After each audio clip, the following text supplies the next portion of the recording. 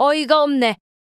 우리 딸 예물 사주러 갔다가 당신이 우리 애한테 뭐라고 했다면서? 당신네가 어디 가서 이렇게 예쁜 며느리 얻을 수 있을 것 같아? 대단한 집안 아들내미들도 우리 딸이랑 결혼하고 싶어서 줄을 섰어? 줄을.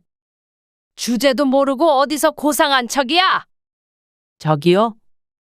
그렇게 좋은 혼처가 있었으면 그쪽 알아보세요. 저희 영원이도 당신네 딸한테 절대 빠지는 데 없어요. 저야말로 우리 아들이 좋다 그래서 이것저것 따져보지도 않고 결혼시키려고 했던 거예요. 그런데 이런 집인 줄 알았으면 진작에 반대하는 건데 후회되네요. 뭐? 당신네가 그렇게 잘났어? 그쪽에서 파혼하기로 했으니까 우리 딸한테 사준 예물은 못 돌려줘. 1,000만 원도 훨씬 넘는다면서? 아무튼간 우린 그거를 위자료라고 생각할 테니까 그런 줄 알아. 오늘 이야기 속 주인공은 63세 김수희 씨입니다. 그리고 그녀의 33세 아들 이영원에 관한 이야기입니다. 김 씨는 바로 얼마 전까지만 하더라도 아들의 결혼에 대한 설렘이 있었습니다. 공부만 하던 약사 아들은 몇 년 전에 약국을 차렸습니다. 그리고 자리 잘 잡고 안정적인 딱 좋을 때 결혼을 하게 되어 좋았습니다. 직업은 어린이집 선생님이에요. 어머, 그러니? 네, 그런데 결혼하면 집에서 애들 키우면서 살고 싶대요. 괜찮으시죠? 내가 괜찮고 안 괜찮고 할 게 뭐 있어? 애들이면 몇 명? 글쎄요, 애를 좋아한다니까. 엄마는 좋지. 아주 그냥 손자 손녀 북적북적하면 좋겠어. 김 씨는 남편도 외아들이고 아들도 외아들이라 명절이 되어도 그런 기분을 느낀 적이 없어서 늘 아쉬웠습니다. 김 씨도 워낙 아이들을 좋아하기 때문에 예비 며느리가 어린이집 선생님이고 아이들도 많이 낳고 싶다고 하니 반가웠습니다. 요즘 젊은 사람들이야 하나도 안 낳기도 한다니까 개인적으론 참 다행스럽단 생각을 했습니다. 아들이 아이를 안 갖겠다면 어쩔 수 없겠지만 그래도 손주를 보고 싶은 마음이 없을 수는 없었기 때문이었죠. 그리고 결혼 이야기가 오가고 얼마 안 있어서 아들이 여자친구를 데리고 집에 왔습니다. 상견례 전에 인사를 시키겠다며 말이죠. 일단 첫인상은 참 좋았습니다. 예쁘장한 얼굴에 무릎까지 오는 살구색 원피스를 입고 왔는데 무척 단아하고 참해 보였습니다. 안녕하세요. 어머니. 어머, 어머니? 첫 만남에 대뜸 어머니라고 부르는 예비 며느리. 살가운 모습에 김 씨는 웃었습니다. 시커먼 남자들만 있던 집안이었는데 딸같이 다정한 며느리가 들어오면 참 좋을 것 같았습니다. 영원이가 아주 예쁜 색시를 데리고 왔네요. 아이 별 말씀을요. 어머니가 더 아름다우세요.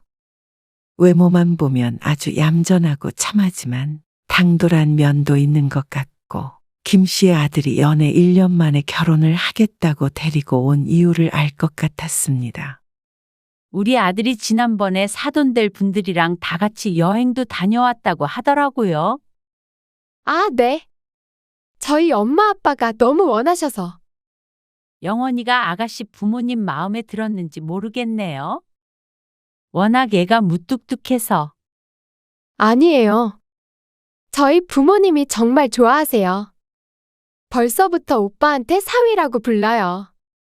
아, 그래요? 네, 약사 사위라고 동네에 엄청 자랑하고 다니시고요. 아직 상견례 전인데도 그렇게 자랑한다니 조금 당황스러운 마음도 있었고 은근히 기분이 좋기도 했습니다. 내 아들 잘났다는데 싫어할 부모는 없겠죠. 그렇게 예비 며느리와의 첫 만남 이후 보름 뒤에 상견례를 했고 내년 봄에 결혼을 하기로 했습니다. 그리고 김 씨는 예비 며느리에게 예물 반지를 해주기 위해서 오늘 함께 백화점에서 만나기로 했습니다. 아들도 오늘은 일찍 퇴근한 뒤에 합류하기로 했죠. 김 씨가 먼저 도착해서 백화점 1층에서 예비 며느리를 기다렸습니다. 어머니, 뒤에서 김 씨를 부르는 소리가 들렸습니다. 돌아보니 화려한 차림의 예비 며느리가 서 있었습니다. 첫 만남과 상견례 때 보았던 단아했던 모습은 온데간데 없었습니다. 옷차림도 번쩍번쩍 보석이 박힌 미니스커트에 장신구도 큼직한 것이 멀리서 봐도 눈에 띄었습니다. 몰라볼 뻔했어요. 그러자 예비 며느리가 쑥스러운 듯 말했습니다. 백화점에 왔으니까요. 백화점과 화려한 차림새가 무슨 상관인가 싶어 의아해하는데 예비 며느리가 말했습니다. 어머니, 그리고 말 놓으시라니까요. 소라라고 이름으로 불러주세요. 아, 그렇지. 내가 버릇이 안 돼서. 소라야. 네, 어머니. 애교스러운 대꾸에 김 씨도 웃었습니다. 지난번 상견례 때 만나서 말을 편하게 하기로 했는데 잊고 있었습니다. 잘 됐어요. 안 그래도 백화점에서 환불받아야 할 게 있어서 한번 와야 됐거든요. 그러면서 가방을 툭툭 치는데 가방 속에 환불받아야 하는 게 들어있는 모양이었습니다. 그럼 그것부터 지금 받으러 갈까? 아니요. 먼저 반지부터 고를래요. 오빠는 언제 온대요? 1시간 안에 도착한대. 우리끼리 먼저 보고 있을까? 네, 어머니. 어차피 오빠는 봐도 몰라요. 그건 그렇지. 며느리는 김 씨의 팔에 야무지게 팔짱을 꼈습니다. 이런 경험이 없어서 그런가 김 씨는 당황했습니다. 원래 며느리들은 시어머니에게 이렇게 살가운가 싶었습니다. 남들 얘기 들어보면 요즘 며느리들은 시어머니는 집에도 못 오게 하고 만나는 것도 질색한다는데 김 씨의 며느리 소라는 좀 다른 것 같았죠. 김 씨는 며느리와 함께 보석을 파는 매장으로 함께 갔습니다. 하나밖에 없는 아들 결혼시키니 동네 금은방보다는 비싸더라도 백화점에서 예물을 해주고 싶었습니다. 며느리는 무척이나 들떠 보였습니다.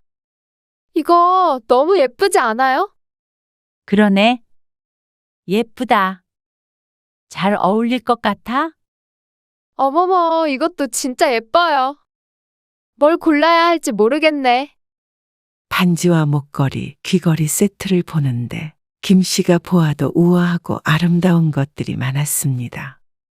김 씨가 결혼할 때는 시댁에 여유가 없어 이런 걸 받아본 적이 없는데 이제 김 씨네는 먹고 살만 하니 며느리에게는 좋은 것을 해주고 싶었습니다. 그렇게 한참 구경하던 며느리가 매장을 한 바퀴 빙 돌더니 말했습니다. 어머니, 저는 저게 제일 예쁜 것 같아요. 다른 보석들과는 다르게 단독으로 진열이 돼 있는 상품을 가리키며 말했습니다. 보석을 잘 모르는 김 씨가 보아도 대단히 고급스러워 보였죠. 어머, 고객님. 보는 눈이 남다르시네요. 이게 저희 매장에서 현재 제일 최상위 라인 주얼리예요. 김 씨는 며느리가 가리키는 보석 쪽으로 걸음을 옮겼습니다. 목걸이, 반지, 팔찌에 귀걸이까지 있는 세트였습니다. 각 장신구마다 박혀있는 보석은 언뜻 보아도 다이아 같았습니다. 그리고 다른 상품들과는 다르게 가격표도 없었죠. 이게 얼마죠? 그러자 직원이 친절하게 가격을 말해주었고 김 씨는 깜짝 놀랄 수밖에 없었습니다.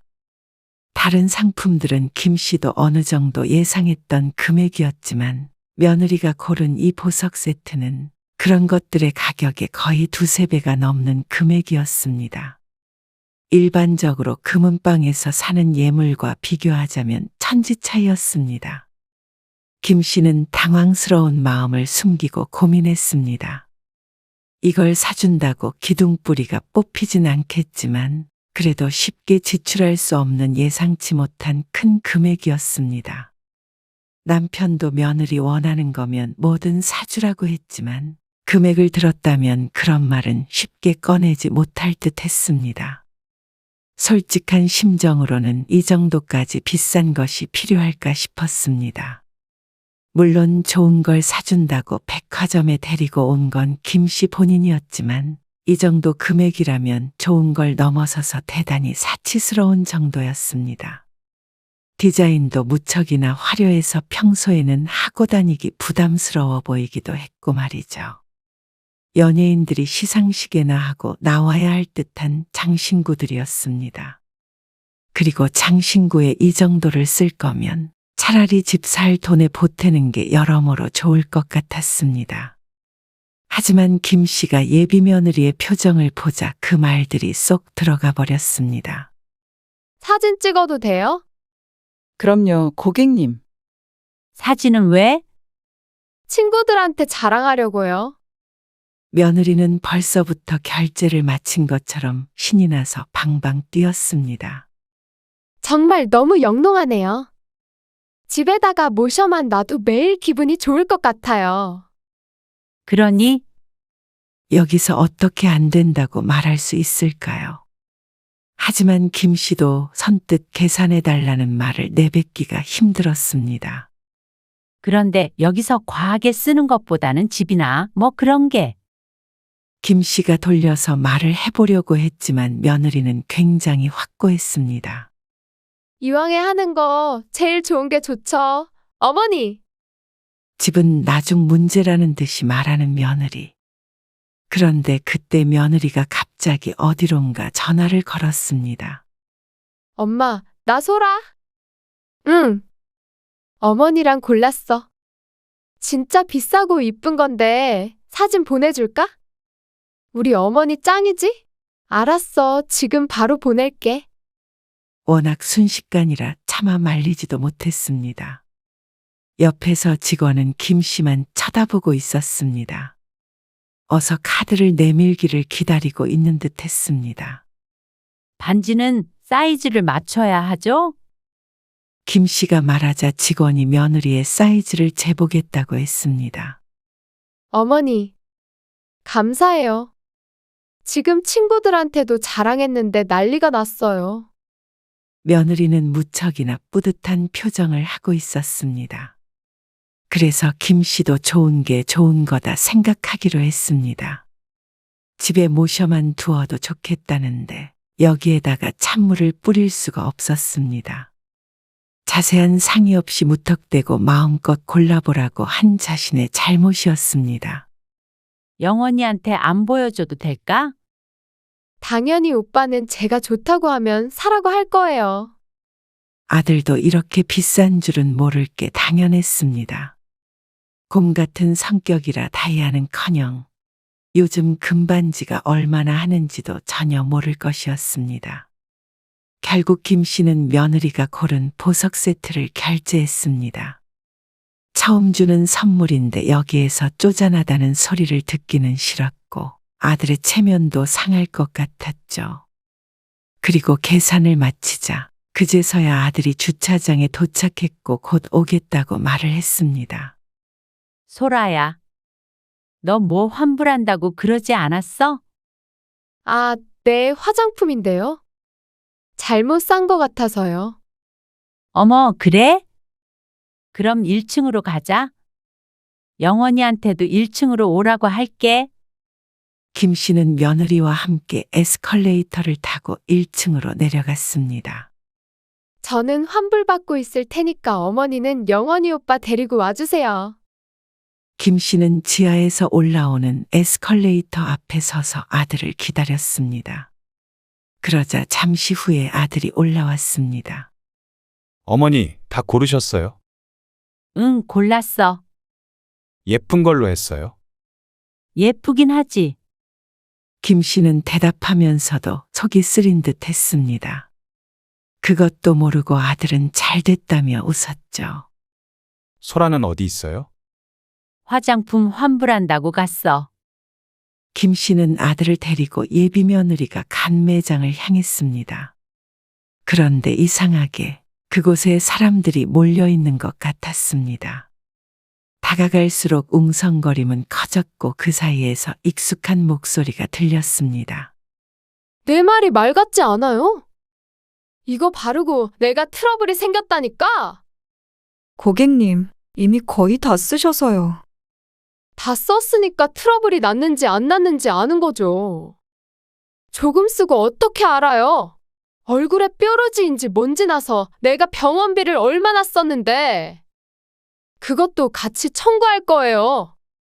어찌나 고래고래 소리를 지르는지 멀리 있던 손님들도 하나 둘 몰려들기 시작했습니다.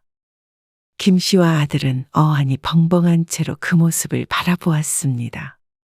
고객님, 아까도 말씀드렸지만 거의 다 쓰셔서 환불 조치는 어렵습니다. 정말 죄송합니다. 직원이 고개를 숙이며 대답했지만 예비 며느리의 행동은 더욱 거칠어졌습니다. 들고 있던 화장품 통을 바닥에다가 탁 내팽개치더니 말했습니다. 당신 여기 책임자 아니지? 더 높은 사람 나오라 그래. 갑자기 반말을 하며 삿대질을 하는 모습에 내가 알던 그 사람이 맞나 싶었습니다. 아들도 잔뜩 당황해 있었습니다. 예비 며느리가 집어던진 크림통이 대굴대굴 굴러서 김 씨의 발치 앞에서 멈췄습니다. 김 씨가 그 통을 들어 안을 보자 정말 한두 번 쓸 양밖에 남아있지 않았습니다. 언뜻 보아도 야무지게 한 통을 다 쓴 것 같은데 빈 통을 들고 환불하겠다고 온 정신 상태가 의심이 되었습니다. 사람들이 매장을 둘러싸고 있었고 어떤 사람은 휴대폰을 꺼내서 영상인지 사진인지를 찍고 있었습니다. 책임자 부르라고. 이게 한두 푼 하는 것도 아니고 말이야. 고객 서비스가 이런 식이면 다시는 여기 화장품 못 쓰지. 트러블 생기게 하고 환불도 안 해주는 브랜드라고. 내가 인터넷에 올려버릴 거야. 김 씨는 쥐구멍이라도 들어가고 싶은 심정이었습니다. 사람들도 웅성거리면서 예비 며느리를 손가락질하고 있었는데 며느리 본인만 모르고 있는 것처럼 아주 당당했습니다. 김 씨는 아들을 쳐다보았습니다. 아들도 꼭 귀신을 본 듯한 표정이었죠. 나중에는 보안요원까지 도착했습니다. 그 사이에 예비 며느리는 반말을 넘어서서 차마 입에 담지 못하는 흉한 말도 내뱉고 있었습니다. 그 직원은 눈물을 훔치고 있었고 그에 더 기세등등해진 예비 며느리가 집어던진 통을 찾으려고 두리번거리다가 김 씨와 눈이 마주쳤습니다. 어머니, 설아가 김 씨를 부르자 김 씨는 자기도 모르게 한 발자국 뒤로 물러났습니다. 이제는 구경하던 모든 사람들이 김 씨를 쳐다보고 있었습니다. 얼굴이 불타고 있는 것처럼 시뻘개졌습니다. 그리고 그제서야 정신을 차린 아들이 예비 며느리를 말렸습니다. 소라야, 무슨 일 때문에 이러는 거야? 아니, 오빠? 저번에 나 얼굴에 뾰루지 났던 거 알지? 그거 이거 바르고 난 거란 말이야. 그래서 환불 받으려고 했더니 썼던 거라서 안 된다잖아. 이게 말이 돼? 그거 볼에 하나 났던 거. 김 씨가 보아도 지금 며느리의 피부는 뽀얗고 잡티 하나 없어 보였습니다. 그래서 내가 얼마나 고생했어? 병원 다니고. 그냥 가자. 내가 다른 거 사줄게.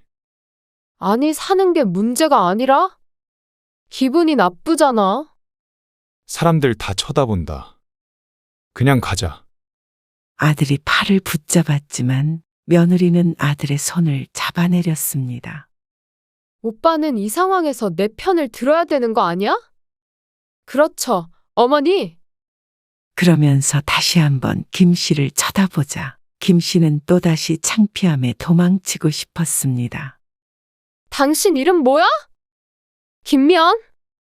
내가 돈 때문에 그러는 것처럼 그러는데 당신 내가 꼭 항의해서 단단히 교육시켜 줄 테니까 그런 줄 알아. 얼른 사과 못해. 김 씨는 더는 지켜보지 못하고 그 사이에 끼어들었습니다. 고개 숙여 사과하려던 우는 직원을 가리며 예비 며느리에게 말했죠. 소라야, 이렇게 소란 피우지 말고 얼른 가자. 아까 보니까 화장품도 다 썼고 얼굴도 큰 문제 없는 것 같은데 영원히 말대로 내가 더 좋은 걸로 사줄게. 시어머니 될 사람이 말리는데도 소용이 없었습니다. 아주 막무가내였는데 꿈에 나올까 무서운 모습이었습니다. 아니에요. 어머니, 제가 돈이 없어서 그러는 게 아니라요. 제가 불의를 보면 원래 못 참는 성격이에요. 확실히 말을 해줘야 다른 손님한테도 같은 실수를 안 하죠. 그러자 참다 못한 아들이 화를 냈습니다. 이제 그만하고 가자고. 엄마도 계신데 꼭 일을 이렇게 크게 만들어야 돼.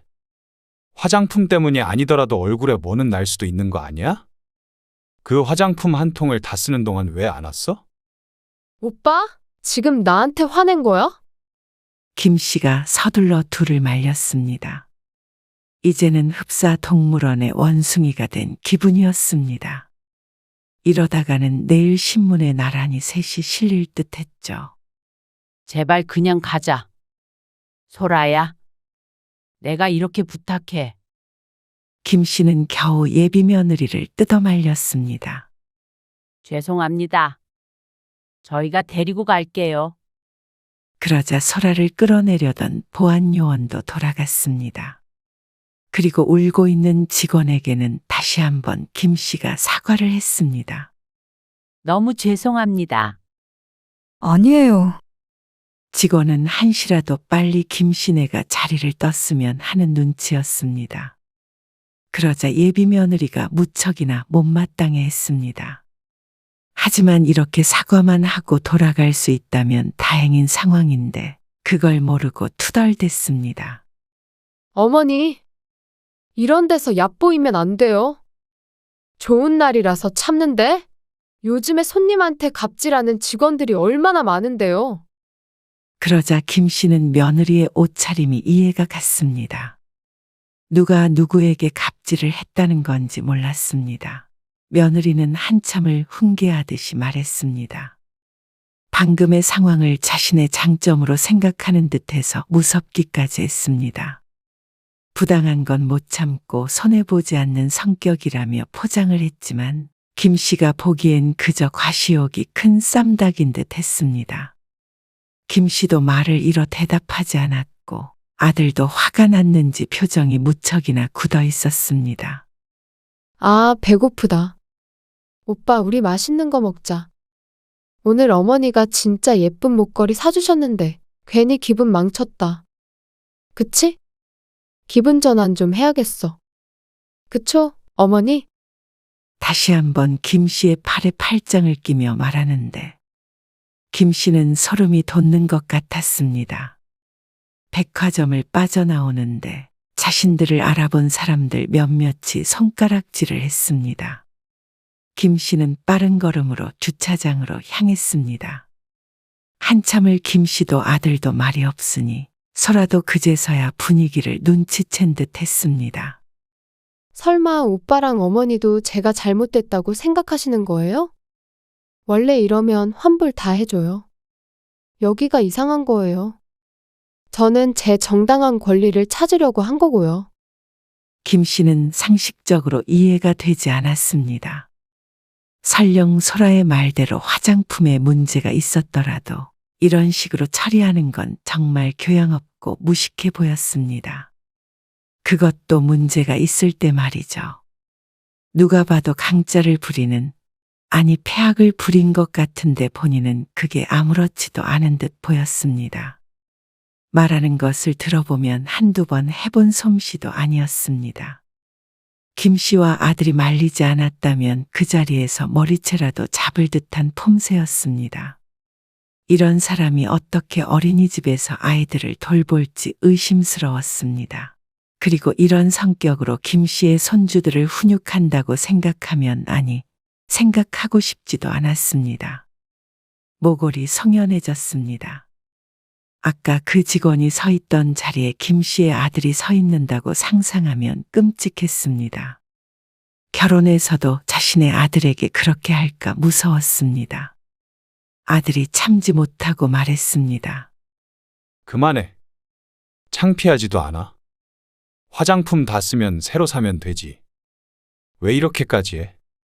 문제가 있는 것 같으니까 그렇지.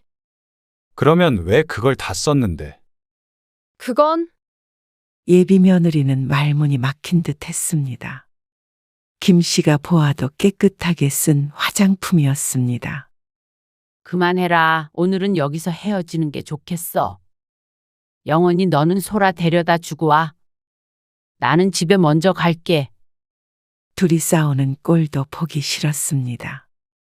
어떻게 결혼 전에 예비 시어머니 앞에서 저렇게 바락바락 싸울 수 있는지 의문이었습니다. 너무나도 심란한 기분이었습니다. 먼저 집으로 돌아오자 남편이 침울해 있는 김 씨에게 무슨 일 있느냐고 물었습니다. 김 씨가 오늘 있었던 일을 설명하자 남편이 말했습니다. 지난번에 상견례 때 말이야. 뒷말은 다 하지도 않았는데 김 씨도 그때가 떠올랐습니다. 사실 그때도 이상했습니다. 그래서 상견례가 끝나고 집에 와서도 남편과 그 이야기를 나눴었죠. 처음으로 사돈 될 사람들을 만나러 간 날. 식사를 한 곳은 1인당 12만 원짜리 한정식당이었습니다. 코스 요리가 나오는 곳이고 음식은 매우 훌륭했습니다. 그리고 모든 게 순조롭지는 않았지만 김 씨가 아들에게 아파트를 사주겠다고 하자 분위기는 무척이나 화기애애해졌습니다. 다른 자잘한 것들은 아들 며느리 통해서 조율하기로 했죠. 그런데 문제는 이야기가 거의 끝나가던 때였습니다. 모두들 배가 불러 숟가락은 내려놓은 채로 이야기를 했고 슬슬 일어나자 하던 참이었죠. 그런데 갑자기 예비 안사돈이 직원을 호출하더니 빈 반찬 접시들을 다시 새로 채워줄 것을 요구했습니다. 김 씨 가족은 모두 당황했습니다. 가방을 챙기려는데 갑자기 반찬을 더 시키니 놀랄 수밖에 없었죠. 너무 많이 시키시는 것 같아요. 저희는 더 이상 못 먹을 것 같은데. 거의 10접시 정도의 반찬이 새로 깔렸습니다.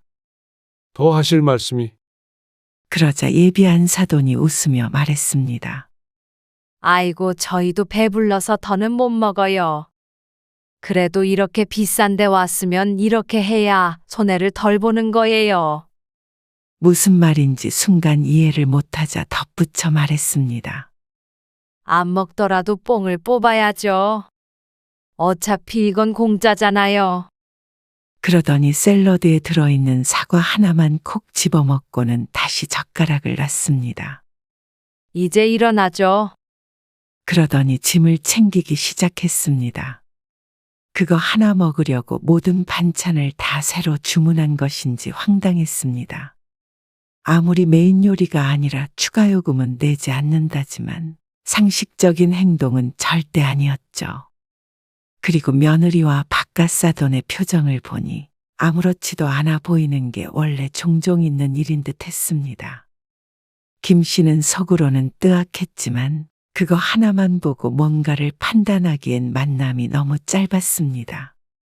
이제 보니 그런 것도 집안 내력인 것 같았습니다. 부모를 보면 자식을 안다고 이상한 점이 있었는데도 외면하고 결혼을 진행한 게 실수였던 것 같았습니다. 아무래도 이 결혼이 불안했습니다. 하지만 아들이 어떻게 생각하는지 몰라서 먼저 말을 꺼낼 수는 없었습니다. 그래서 영원이는 집으로 간대. 소라 데려다 주고 여기로 온댔으니까 금방 올 거예요. 그래도 영원이한테는 너무 그런 내색 하지 마. 남편도 아들이 걱정스러운 듯 했습니다. 김 씨도 마찬가지였습니다. 아까 표정을 보니 김 씨보다도 충격을 받은 듯 했습니다.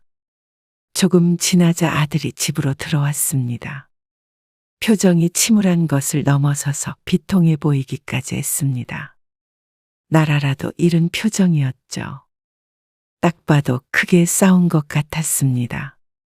저 이 결혼 다시 생각해봐야 할 것 같아요. 죄송해요. 아들은 큰 죄를 지은 듯 고개를 숙였습니다. 하지만 김 씨는 그 말이 차라리 반가웠습니다. 그런 며느리를 볼 생각에 눈앞이 깜깜했는데 아들의 한마디에 눈이 번쩍 트이는 것 같았습니다. 사실 지난번에 소란의 가족들이랑 여행 갔을 때요. 그러면서 지난 이야기를 풀어내는 아들. 다음날 호텔에서 나오면서 저는 정리를 하고 있는데 소라도 그렇고 소라 부모님도 그렇고요. 수건도 여기저기에다가 흐트러뜨리고 침대도 엉망으로 만들고요. 쓰레기도 여기저기 집어던져서 방을 난장판으로 만들어 놓더라고요. 그래서 제가 왜 그러냐고 물어봤더니 왜 그런 거래? 김 씨도 의아해서 물어보았습니다. 그런데 아들의 대답이 너무 충격적이었습니다. 호텔 요금에 청소 비용이 다 포함된 거니까 우리가 정리할 필요가 없지 않냐고 그러더라고요.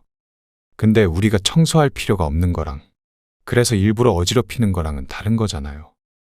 사실 그때도 소라랑 좀 말다툼이 있었는데 이미 결혼 얘기가 나오고 있어서 아들은 괴로워 보였습니다. 이런 사람인 줄 몰랐어요. 그런 것만 빼면 좋은 사람이라고 생각했어요. 근데 차라리 그때 제가 결정을 했어야 되는 건데 오늘 엄마가 그런 모습 보시게 해서 정말 죄송해요. 남편도 그런 아들에게 한마디 했습니다. 오늘 내가 들은 말이 사실이라면 나는 솔직히 자신은 없다. 그런 집하고 사돈 맺고 살고 무엇보다도 너는 그 집 식구도 되는 것 아니니? 저도 너무 괴로워요. 고민됐던 순간들이 있었는데 제가 시기를 놓친 것 같아요. 늦은 게 어딨어. 아직 결혼을 한 것도 아닌데. 김 씨의 솔직한 심정이었습니다. 어영부영 떠밀려 결혼해서 남은 6, 70년 평생 괴롭게 사느니 차라리 파혼이 나았습니다. 주변에도 아들이 결혼하는 줄 알고 있지만 그건 물으면 그만이었습니다. 그 과정이 아무리 힘들어도 이혼하는 것보다는 쉬울 듯 했습니다. 네가 잘 결정해서 알려줘. 엄마 아빠는 영원히 네 의견에 따를게. 그러고 며칠 뒤에 아들이 파혼 이야기를 여자 쪽에 전달한 듯 했습니다. 그리고 당황스럽게도 안 사돈 될 뻔했던 사람에게서 전화가 왔습니다. 아니, 도대체가 이해를 못하겠네요. 우리가 못해준 게 뭐가 있어요? 솔직히 우리 딸 정도면 더 좋은 혼처도 있었는데 얘가 좋다고 해서 진행했던 거예요. 어떻게 이렇게 뒤통수를 쳐요? 그때 만나서 얘기 잘 끝내놓고 말이에요. 단단히 화가 난 듯한 목소리였습니다. 저희랑 사고방식이 좀 다른 것 같아요. 사고방식이요? 참 어이가 없네. 듣자 하니 무슨 상견례 얘기도 꺼내고 우리 딸이 화장품 환불받는 것 가지고도 핀잔을 줬다면서요? 영원히 걔가 어디 가서 이렇게 예쁘고 참한 애 만날 수 있을 것 같아요? 어디서 고상한 척이야? 그러더니 폭언을 퍼부었습니다. 나중엔 절반이 김 씨의 아들 영원의 욕이었습니다. 저기요. 그렇게 좋은 혼처가 있었으면 그쪽 알아보세요. 저희 영원이도 당신네 딸한테 절대 빠지는 데 없어요. 저야말로 우리 아들이 좋다 그래서 이것저것 따져보지도 않고 결혼시키려고 했던 거예요. 그런데 이런 집인 줄 알았으면 진작에 반대하는 건데 후회되네요. 뭐? 당신네가 그렇게 잘났어? 그쪽에서 파혼하기로 했으니까 우리 딸한테 사준 예물은 못 돌려줘? 뭐 1,000만 원도 훨씬 넘는다며? 정신적 피해에 대한 보상으로 그건 받아야겠어? 위자료라고 생각할 테니까 그런 줄 알아? 도대체가 상스러워서 도저히 사돈은 못 맺겠네요. 그리고 그 예물은 진작에 제가 환불했거든요. 서로 주고받은 거 없으니까 깔끔하게 끝날 것 같네요. 당신네 내가 가만히 둘 줄 알아?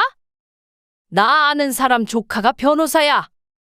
당신네들 싹 다 고소할 거니까 알아서 해. 이렇게 똑 부러지는 며느리감을 몰라보고 말이야. 나중에 땅을 치고 후회하지나 마라. 약 사면 단 줄 알아? 우리 딸은 최소 의사랑은 결혼시킬 거니까 나중에 연락이나 하지 말어. 네, 부디 그렇게 하세요. 그럼 이만 끊습니다.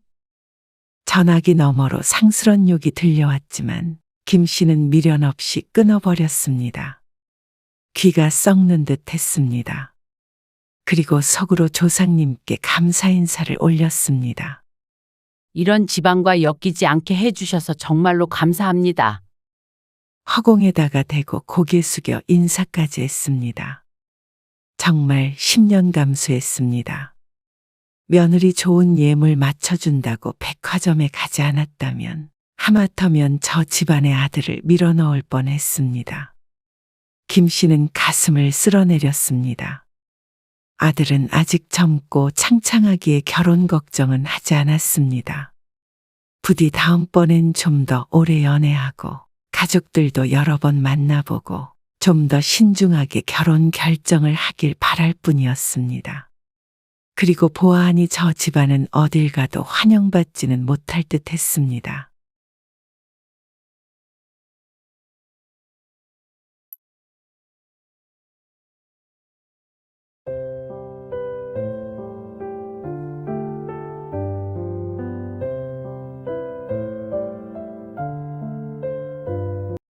내가 가까이 산다고 말없이 찾아가기를 했니? 아니면 자꾸 부르기라도 했어? 그랬다면 내가 이렇게 억울하지는 않아. 아니, 이렇게 한 번, 두 번 오시다 보면 이것저것 간섭하고 싶어지겠죠. 또 그러다 보면 엄마도 모르는 사이에 참견하게 되고요. 그래서 같은 아파트 살면서도 여태 한 번도 와보란 소리도 안 했니? 그렇게 왔다 갔다 하다 보면 네 집 내 집 없어져요. 그래? 그러면 안사도는? 안사도는 네 집 내 집 없어도 되는 거야? 너는 처갓집에는 그렇게 잘하면서 결혼하면 엄마는 이제 부모가 아니야? 아, 사위한테 장모님이랑 며느리한테 시어머니가 같아요. 그래서 그 며느리는 집에 없는 척까지 해야 했던 거야? 엄마, 이렇게 꼬투리 잡으면 정말 한도 끝도 없어요. 잘 지내시다가 왜 그러세요? 앞으로 며느리한테 전화하지 마세요. 뭘 주고 싶거든 저 통해서 주시고요. 그게 어려운 일은 아니잖아요. 오늘 이야기 속 주인공은 69세 성명옥 씨입니다. 그녀의 아들 38세 정우석이 결혼한 후에 생긴 일입니다. 송 씨는 아들이 쏟아내는 말을 소나기처럼 맞으며 서 있었습니다. 비에 젖듯 송 씨의 가슴도 서러움에 축축하게 젖었습니다. 추태를 보이기 싫어 아무렇지 않은 청눈에 힘을 주고 있었습니다. 과연 저를 낳아주고 길러준 어머니에게 하는 소리가 맞는지 믿고 싶지도 않았습니다. 아들 며느리 불편할까봐 그동안 참고 살아온 세월이 억울했습니다. 참아도 이런 취급받을 것이라면 그렇게 눈치 보고 할 말 못하고 살지도 않았을 것입니다. 그리고 자신이 준 집에서 살면서 부모를 질색하는 아들네의 염치 없음에 실소가 나왔습니다. 송 씨는 아들의 결혼이란 것이 이런 것일 줄은 몰랐습니다. 아니, 어쩌면 상견례 때부터 예견이 되었던 것인 줄도 몰랐습니다. 우리 하나랑 사위랑 9살 차이나 나네요. 아, 네, 그렇네요. 예비 신부가 아들보다 많이 어리다 보니 안사돈도 송 씨보다 18살쯤 젊어 보였습니다. 30대 후반인 아들이 29 신부를 데리고 왔으니 그저 송구할 뿐이었습니다. 아무쪼록 금지옥엽 저희 딸 잘 부탁드려요. 제가 너무 끼고 살았더니 살림도 할 줄 모르고 아직도 애예요, 애. 마음에 안 차는 일이 있더라도 너그러운 마음으로 이해해 주세요. 아이고, 아닙니다. 제가 이해하고 말고 할 일이 있나요? 둘만 잘 살면 되는 거죠. 그래도 제가 자주 가서 살림도 봐주고 애도 봐주고 할 테니까 그런 건 염려 마세요. 아무래도 시어머니보다는 친정엄마가 편하니까 애들 걱정은 마시고요. 아무리 가까이 살아도 저희 딸 시집살이 시키시면 안 돼요. 코맹맹이 소리로 하는 이야기는 다소 어처구니가 없었습니다. 꼭 제가 매일 드나들겠다고 한 것 같지만 아직 아들네가 어디에 살지도 의논한 바가 없었고 송 씨는 며느리를 시집살이 시킬 생각이 없었으니 말이죠. 가까이에 살아요? 네, 사부인 가지고 계신 아파트로 들어간다던데. 우리 사위가. 송 씨가 아들을 쳐다보았습니다. 예비 사돈이 말한 그 아파트는 송 씨가 20년 전에 아파트를 분양받으면서 같은 단지에 한 채 더 받았던 집입니다. 그 당시에는 미분양되었던 곳이라 분양가가 낮았지만 지금은 상당히 높아진 곳이었고 그동안엔 전세를 주고 있었습니다. 사실 송 씨도 내심 결혼하면 아들 내보고 들어와 살라고 할 작정이었습니다. 그게 싫다 하면 다시 전세를 주고 그 전세금을 보태줄 생각을 하고 있었죠. 그래서 2달 전 세입자가 나간 뒤에도 계속 비워두고 있었습니다. 하지만 아직 아들과 그 이야기를 해본 적은 없었는데 아들이나 사돈네는 당연한 듯 그 집을 아들 것이라고 생각하고 있었습니다. 저희가 리모델링 비용 좀 보태고요. 가구도 좀 드리고 할게요. 주인도 모르는 사이에 모든 게 다 결정된 듯 했습니다. 아, 그러세요. 신혼부부 살던 곳이라 깔끔하긴 한데 싹 고치면 좋긴 하겠죠. 하지만 어차피 줄 것을 이러쿵 저러쿵 하고 싶지 않아서 모른 척 했습니다. 네. 그리고 하나가 특히나 몸이 좀 약해요. 옛날부터. 그래서 스트레스 받고 그런 것도 안 되거든요. 제 말 뜻 아시겠죠? 은근한 말투로 송 씨에게 눈치를 주는 예비한 사돈. 송 씨는 이제는 깊이 생각하기를 멈췄습니다. 이래도 알았다, 저래도 알았다 했죠. 그리고 얼마 뒤에 아들은 결혼을 했고 송 씨가 준 아파트에서 신혼생활을 시작했습니다. 같은 아파트라도 마주칠 일은 많이 없었지만 그래도 한 번도 마주치지 않는 것은 불가능했습니다. 어디 가니? 아, 어머니, 저 마트 가요. 그래? 나도 마트 가는데 송 씨가 아파트 후문 입구에서 마주친 며느리에게 반갑게 인사했습니다. 같은 길을 간다기에 더욱 반가웠죠. 그런데 며느리가 들뜬 송 씨에게 말했습니다. 아, 저 깜빡하고 집에 휴대폰을 두고 왔어요. 먼저 가세요, 어머니. 며느리가 후다닥 단지 안으로 사라졌습니다. 송 씨는 고개를 갸웃하고 아파트 후문 쪽에 있는 마트로 가서 장을 보았습니다. 장을 보면서도 마트 입구를 힐끔 보았지만 며느리는 오지 않았습니다. 결국 장을 다 보고 집에 돌아갈 때까지도 며느리는 나타나지 않았습니다. 휴대폰을 놓고 왔다더니 시어머니랑 같이 장 보는 것이 불편했던 모양이었습니다. 물론 무슨 일이 있어 못 온 것일 수도 있지만 송 씨는 눈치껏 살기로 했습니다. 그 뒤로는 아파트 안에서 며느리를 거의 마주치지 않았습니다. 그리고 얼마 안 있어서 며느리는 임신을 했습니다. 결혼하고 애를 갖기 위해서 바로 일을 그만뒀는데 결혼한 지 반년밖에 안 돼서 애가 들어선 것이죠. 송 씨는 정말 기뻤습니다. 아들도 곧 40이고 자신도 7순이 넘었으니 아이 소식이 너무나 반가웠죠. 그래서 주변에 물어물어 임산부에게 좋은 음식들을 잔뜩 사놓았습니다. 견과류, 과일 등을 사와서 며느리에게 갖다 줄 요량으로 주말 낮에 아들에게 전화를 걸었습니다.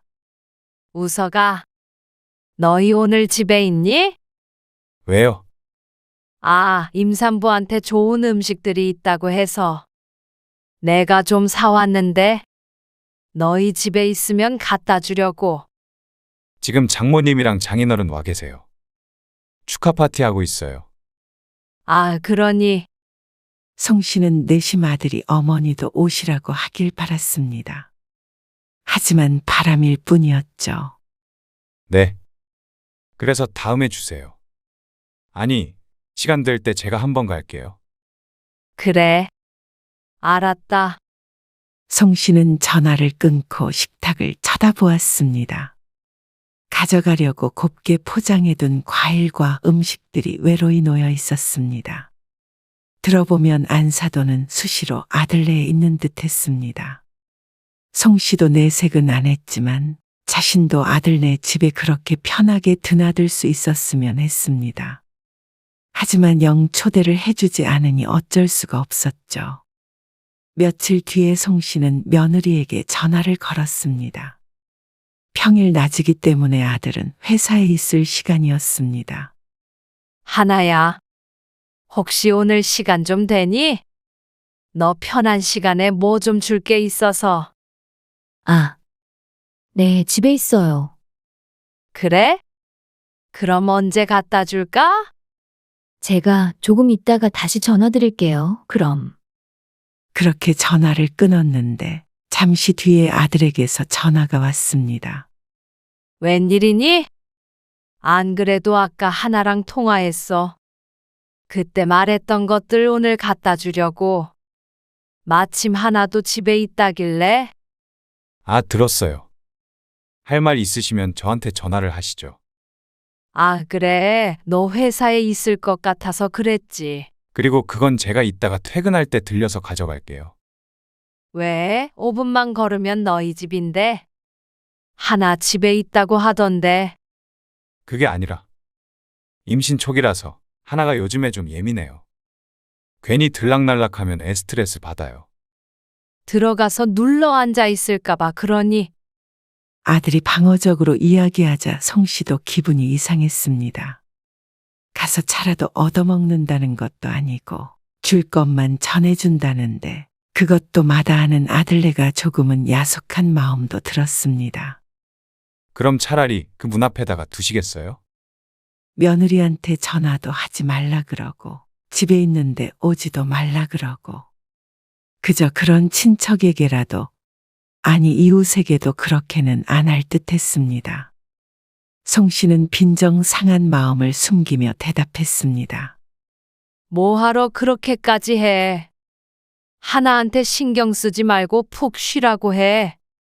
그리고 이건 네가 퇴근할 때 가져가고.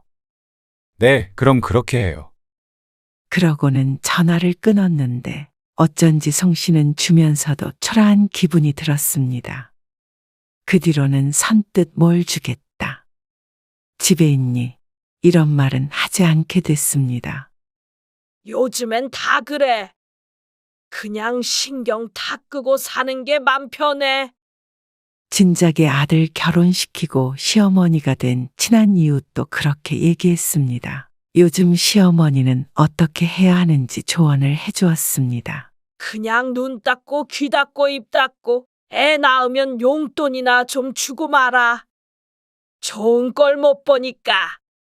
송 씨는 한숨이 나왔습니다. 차라리 뭘 잘못했으면 모르겠는데 어째서 시어머니라는 이유만으로 숨을 죽이고 죄인처럼 살아야 하는지 몰랐습니다. 옛날엔 딸 가진 게 죄인이랬지. 요즘엔 아들 가진 게 죄인이야. 나도 그래서 며느리가 전화번호를 바꿔도 안 물어봐. 참 상전이 따로 없지.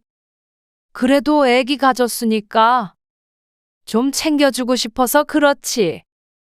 아서 그냥 아들은 마음에만 품고 살아. 근데 웃긴 게 뭔 줄 알아?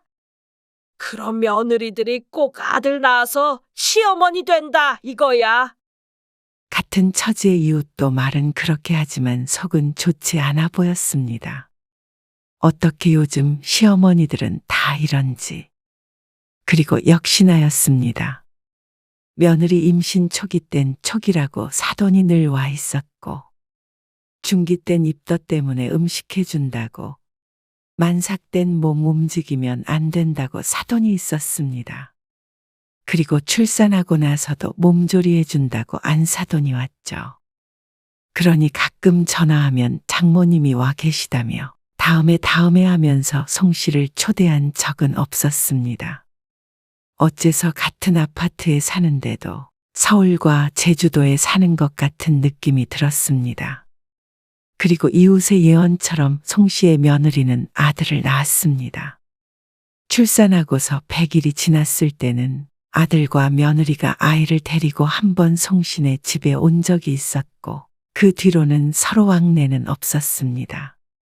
믿기지 않게도 그때까지도 송 씨는 한 번도 아들네 집에 가본 적이 없었습니다. 그러다가 우연치 않게 기회 아닌 기회가 생겼습니다.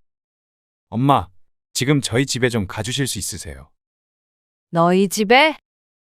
예기치 못한 아들의 부탁에 송 씨가 놀랐습니다. 네.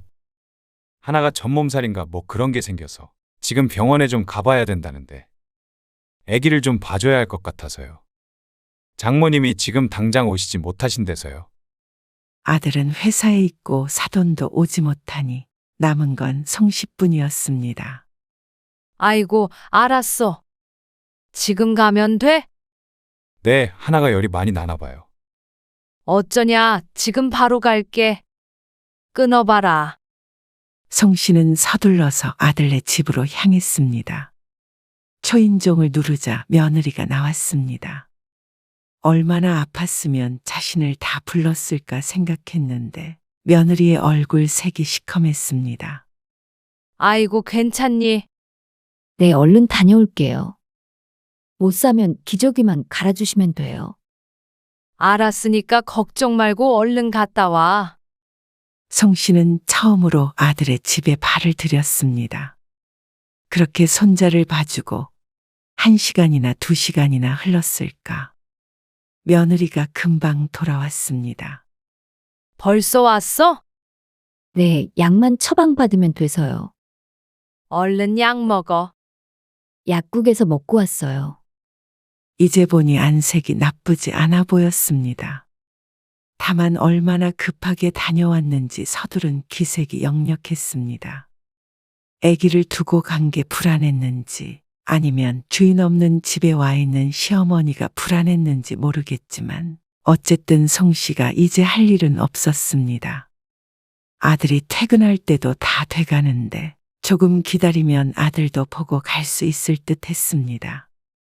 그런데 며느리가 불편한지 안절부절 못하는 모습을 보고는 그냥 소파에서 엉덩이를 뗐습니다. 이제 가보겠다고 말을 하려는데 현관에서 비밀번호를 누르는 소리가 났습니다.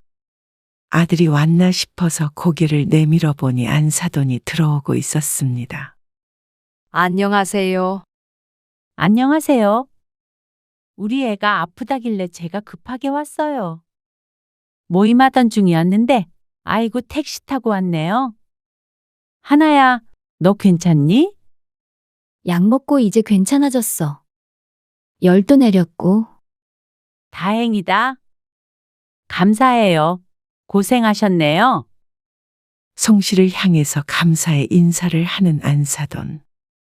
서서 인사를 하는 게 꼭 배웅을 하는 폼이었습니다. 볼 일이 끝났는데도 남의 집에 눈치 없이 있는 듯한 느낌을 받았습니다. 안사돈은 이제 가보라는 듯이 서서 웃고 있었습니다. 아, 저는 이만 가볼게요. 네, 그럼 조심히 가세요. 안녕히 가세요. 그렇게 집을 나섰는데 1층 입구에서 아들과 딱 마주쳤습니다. 엄마. 아직 계셨어요? 장모님 오고 계신다고 전화 받았는데. 들어가 봐라. 오셨어? 네, 고생하셨어요. 들어가서 쉬세요. 아들이 건물 안으로 들어갔고 송 씨는 아들의 집이 있는 2층을 바라보았습니다. 입구 바로 옆쪽에 아들네 부엌창이 나 있었습니다. 창을 열어두어 말소리도 들리는 것 같았습니다. 아들 목소리, 아기 우는 소리도 들리고 단란한 가족의 소리 같았습니다. 조금 걸어 송 씨는 집에 도착했습니다. 해가 지고 있어서 실내가 조금 어둑했습니다. 오늘따라 고요하고 쓸쓸했습니다. 아들은 집에 자주 오는 사돈이 전혀 안 불편한 것 같았습니다. 자신을 불편해하며 불안해 보였던 며느리를 생각해보면 좀 씁쓸했죠. 그래도 잘해주니까 사위가 편하게 생각하는 거겠지 싶었습니다. 좋게 생각하자 마음을 다잡았습니다. 아이고, 밥이나 먹자. 조금 앉아 있다가 저녁밥을 먹으려고 냉장고를 열었는데 오늘따라 마땅히 차려 먹을 음식도 없었습니다. 그래서 송 씨는 다시 집 밖을 나섰습니다. 뭐라도 장을 봐와야 할 듯해서 아파트 뒤에 있는 마트로 향했는데 아들 며느리 그리고 안사돈과 마주쳤습니다. 어디 가세요? 평소엔 이렇게 마주치기도 쉽지가 않았는데 신기한 일이었습니다. 난 저녁거리 사러 마트 가는데 다 같이 어디 가? 아, 이 뒤에요. 식당이요. 우리 딸이 요즘 몸이 허한 것 같아서요. 좋은 것 좀 먹이려고요. 외식을 하러 나왔다는 아들네.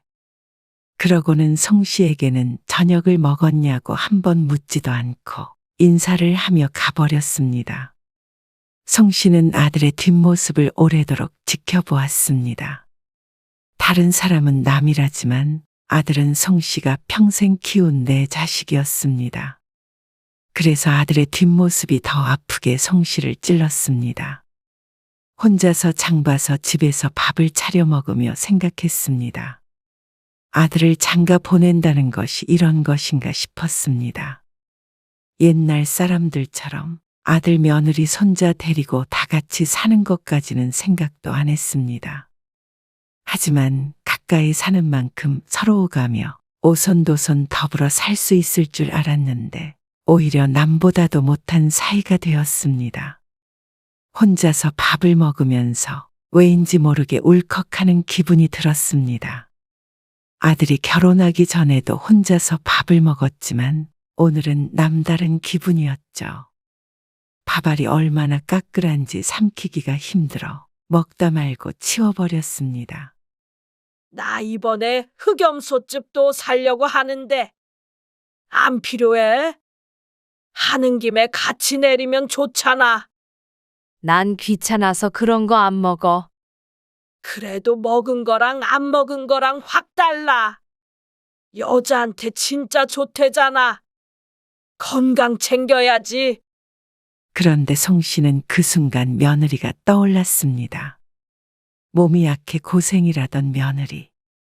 애 낳은 지도 얼마 안 됐으니 몸보신을 하긴 해야 할 듯 했습니다. 그러면 나 우리 며느리 주게 같이 좀 사봐. 지난번에 봤을 때도 아픈 것이 걱정스럽긴 했습니다.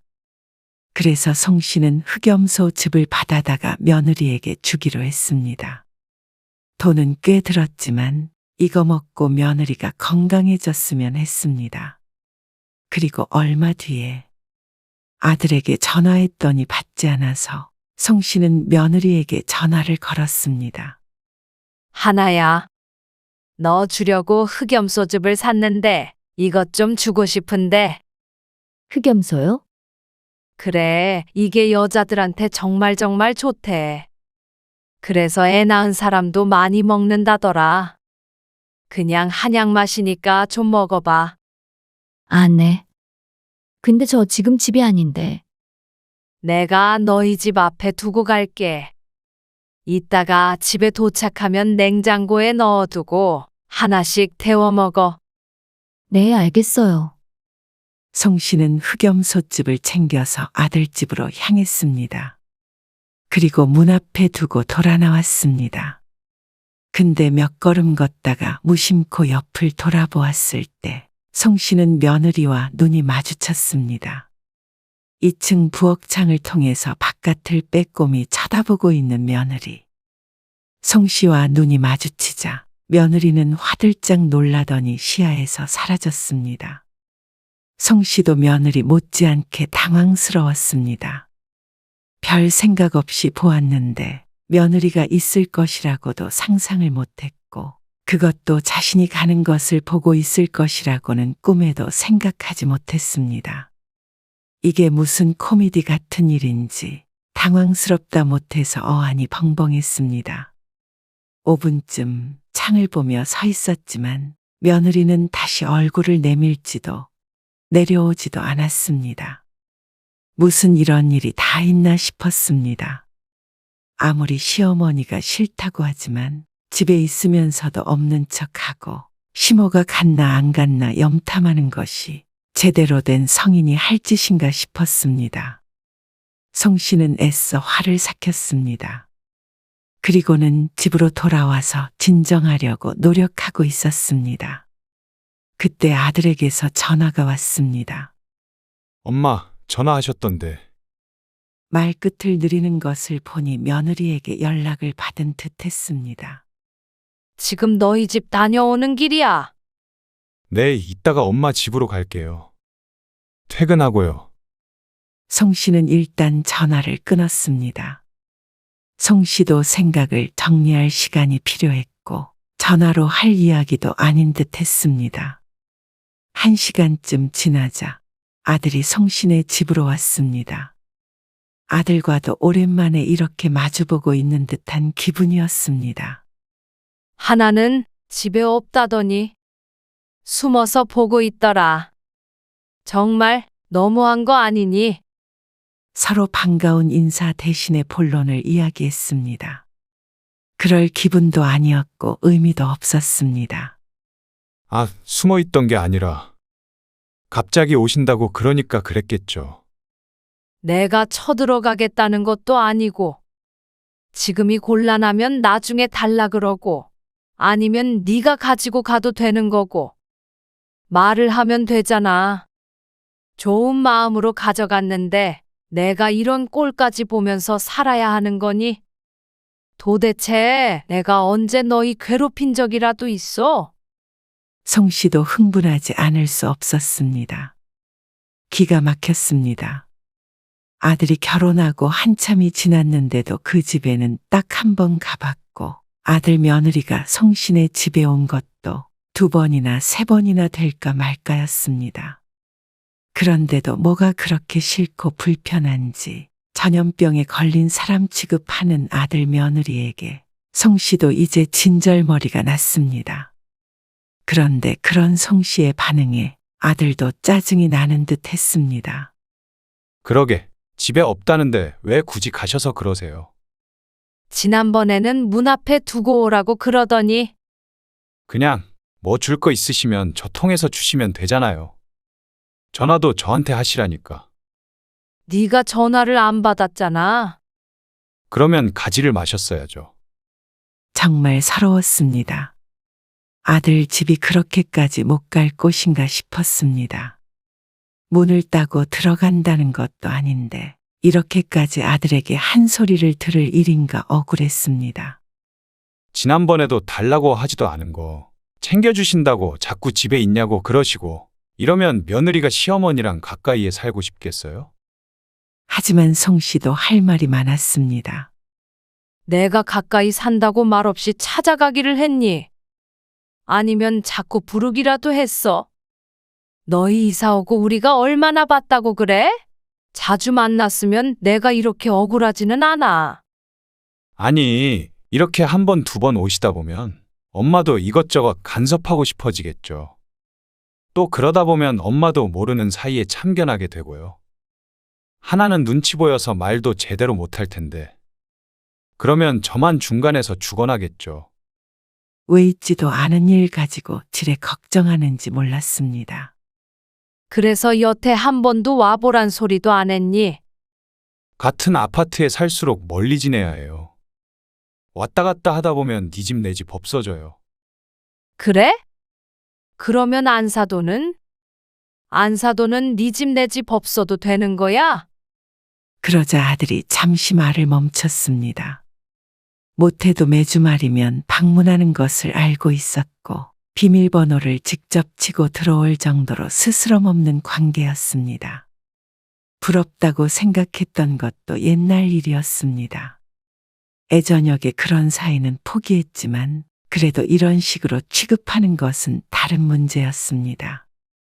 엎어지면 코 닿을 때 살면서 어떻게 부모 자식이 이렇게까지 남처럼 지낼 수가 있니?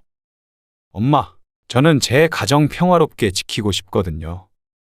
어린 아내가 시어머니 눈치까지 보면서 살지 않길 원해요. 제 마음도 좀 이해를 해주세요. 그러면 앞으로는 아들이든 며느리든 볼 생각은 말아야겠네. 지금도 너 결혼하고 몇 번 본 적도 없는데 그것보다 더 못 보면 아예 안 보고 사는 거나 마찬가지지. 명절 때나 보면 되죠. 다들 그렇게 살잖아요. 너는 처갓집에는 그렇게 잘하면서 결혼하면 엄마는 이제 부모가 아니야? 아, 사위한테 장모님이랑 며느리한테 시어머니가 같아요. 내가 하나한테 대접받기를 원하는 게 아니라 적어도 너는 엄마를 부모 대접은 해줘야 할 것 아니니? 제가 언제 또 부모 대접을 안 했다고 그래요. 도대체 왜 그러세요? 일하고 들어온 아들을 이렇게 못 살게 구세요. 내가 널 못 살게 구니? 며느리가 집에 없는 척한 걸 봤는데 이 정도 서운한 얘기도 못해? 아니, 처음에 하나 임신했을 때도 그래요. 당일에 전화하셔서 뭐 주겠다고 그러시고 그러면 당연히 싫죠. 그래? 그래서 집에 없는 척까지 해야 했던 거야? 엄마, 이렇게 꼬투리 잡으면 정말 한도 끝도 없어요. 그냥 앞으로 며느리한테 전화하지 마시고 뭐 줄 게 있으면 저한테 주시고 명절에 한 번씩 보면 안 돼요? 그게 그렇게 어려워요. 전적으로 며느리 편인 아들은 송 씨의 말은 다 틀리고 자신의 말만 맞다는 듯이 말했습니다. 송 씨는 화가 나기도 했고 비참하기도 했습니다. 왜 아들에게 이런 말을 듣고 있어야 하는지 몰랐습니다. 송 씨가 한 것이라고는 아들 며느리 걱정밖에 없었습니다. 하지만 아들은 그런 송 씨의 심정은 안중에도 없었고 오로지 며느리 불편할 걱정뿐이었습니다. 너는 그렇게 자식 노릇은 싫으면서 나는 부모라는 이유로 뭐든지 다 해줘야 하는 거야. 평생 키워주고 결혼하면 집 해주고 또 간섭은 하면 안 되고 찾아가도 안 되고 연락도 안 되고 그렇게 가까이 사는 게 싫었으면 애초에 여기로 오면 안 되는 거 아니니? 그러자 종래엔 아들이 화를 내며 말했습니다. 아, 그러면 차라리 저희가 저 집에서 나갈게요. 다른 데로 가면 되잖아요. 송 씨는 대드는 아들을 보며 눈을 부릅떴습니다. 살갑지는 않아도 평생 이렇게까지 송 씨에게 화를 낸 적이 없던 아들이었습니다. 결혼한 뒤로는 내가 알던 그 자식이 아닌 것 같았습니다. 송 씨 눈에서 눈물이 흐르고 있는데도 그건 전혀 보이지 않는다는 듯이 아들이 말했습니다. 저 집 다시 전세 주세요. 그리고 그 전세금 저 주시면 저도 다른 집 구해서 나갈게요. 너무나도 당연한 듯 요구하는 아들 때문에 말문이 막혔습니다. 마치 꺼간 돈을 갚으라는 말투였습니다. 일이 이렇게 됐어도 송 씨의 돈은 필요한가 싶었습니다. 부모는 하고 싶은 말은 하면 안 되고 언제든 자식을 위해 가니고 쓸개고 빼줘야 하는 존재였습니다. 송 씨는 고개를 저었습니다. 그렇게는 하고 싶지가 않다. 너희가 그렇게 나랑 남처럼 살고 싶다면 원하는 대로 그렇게 하자. 떨어져 살고 싶다면 그렇게 해. 이사를 가든 말든 상관 안 할게. 대신 집 안 뺄 거면 전세 보증금은 줘라. 남한테는 다 그렇게 받고 준 거니까. 그러자 아들이 헛웃음을 터뜨렸습니다. 이렇게 하신다고요? 돈 가지고요? 송 씨도 그것이 슬펐습니다. 부모를 등진 자식에게 할 수 있는 일이라고는 경제적인 복수밖에 없으니 말이죠. 오로지 이것밖에 없다는 사실이 서글프다 못해 가슴을 후벼 파는 듯 했습니다. 너희가 자초한 거잖아.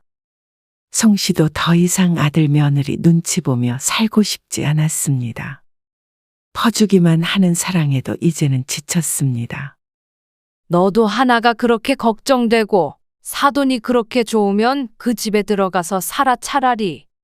전세 보증금 안 주면 집 내놓을 테니까. 그건 너희가 결정해라.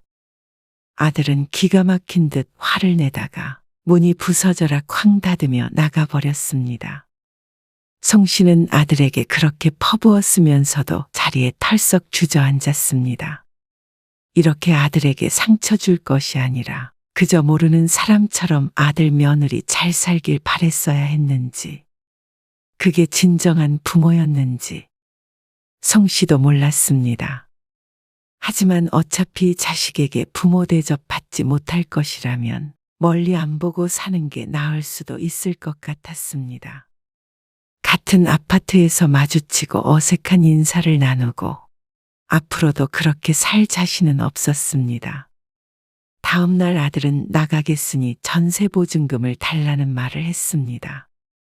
그래서 아들에게 사돈네가 리모델링도 해놨으니 전세보증금의 일부를 결혼 선물로 주겠다고 했죠. 한 푼도 안 주기에는 송 씨는 아들을 너무나도 사랑했습니다. 친구도 결혼한 자식 그냥 잊고 살라고 하지만 송 씨는 그게 가능할지는 몰랐습니다. 자식은 부모를 쉽게 잊고 살지만 부모가 어떻게 자식을 잊을까요?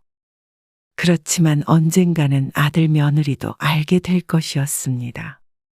며느리도 이 30년만 있으면 시어머니가 될 것입니다. 모르긴 몰라도 자식에게 그대로 당하지 않으리란 법은 없었습니다. 그래도 고소한 기분은 아니었습니다. 이 가슴 미어지는 기분을 내 아들도 느껴야 할 것을 생각하니 속상한 마음도 있었죠. 하지만 송 씨도 이 짝사랑을 끝내야 한다는 것을 알고 있었습니다. 아마도 아들을 쫓아내다시피 한 이번 일이 그 첫 단계가 되겠죠. 어쨌거나 멀리 살면 이렇게 부딪힐 일도 없을 것이고 송 씨도 더 이상 아들에게 사랑을 갈구하며 살지 않을 것입니다. 이제는 송 씨도 자식에 대한 마음을 내려놓기로 굳게 다짐했습니다.